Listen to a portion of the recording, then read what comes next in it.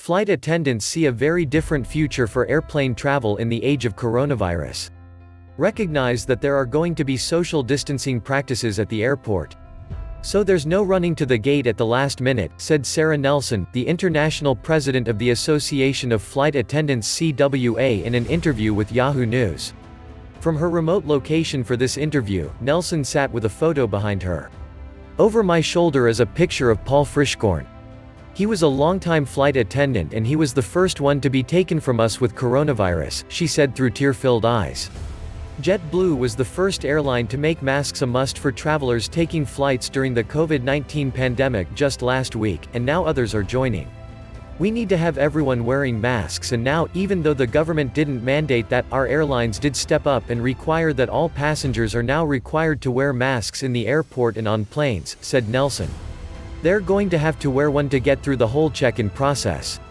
Flight attendants are living in a world of uncertainty at the moment, and Molly Choma, an attendant based in San Francisco and a photographer, has been capturing her experience working through this pandemic as an essential employee.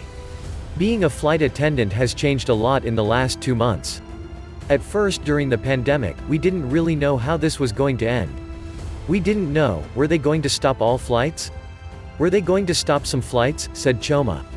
And her concerns are valid. There have been recent reports of flights getting cancelled and suspended until the fall, which means a loss of not only business, but also jobs.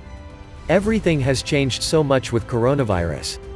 We went from completely full airplanes and airlines celebrating profits just in February and talking about hiring over 100,000 people this year alone, to the point where the airlines really would have collapsed because it was down to just 3% demand for air travel in March, said Nelson. While nearly 95% of Americans faced stay-at-home orders from their state governments in the past month, the federal government seemed to miss the mark on requiring comparable safety measures for airline passengers. But now that is changing. With states beginning to reopen, there has been a slight spike in air travel, but flying is not exactly how it used to be. Flying right now is a really different experience, but what we're trying to do is use this time to get these safety precautions in place so hopefully by the end of summer and fall we can actually get to some kind of normalcy, said Nelson. Right now on flights, in addition to masks, attendants are attempting to space out passengers to uphold social distancing regulations. Food and beverage service has been nearly completely suspended, and travelers are advised to bring their own sanitizing wipes and hand sanitizer. It's really important that travelers are arming themselves with the facts before they go, said Nelson. Being prepared for a different flight experience in the future is going to be crucial for the time being. If someone asks you to put on a mask, you should just do it, said Choma. I want to remind people that air travel is a place where people are used to doing things they don't do in any other places, added Nelson. Staying positive is what Choma is focusing on. As the daughter of a flight attendant, she has been looking to her mother for inspiration through this difficult time. I feel like this is scary, but there's a lot of other scary things too, and you just kind of have to keep going, and so the only way to keep going is to just take things one day at a time, she said. And with everything in the world changing so quickly every day, there really is no other approach. While some experts predict that flying in the future could require travelers to submit blood test results, Nelson said that new regulations of any kind take a lot of time.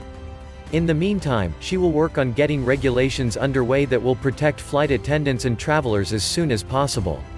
On April 23, Nelson wrote to Transportation Secretary Elaine Chao and Health and Human Services Secretary Alex Azar, since flight attendant ability to practice social distancing is challenging in the aircraft cabin and on most other forms of public transportation, it is essential that we wear masks as often as possible so long as COVID-19 remains a threat to public health.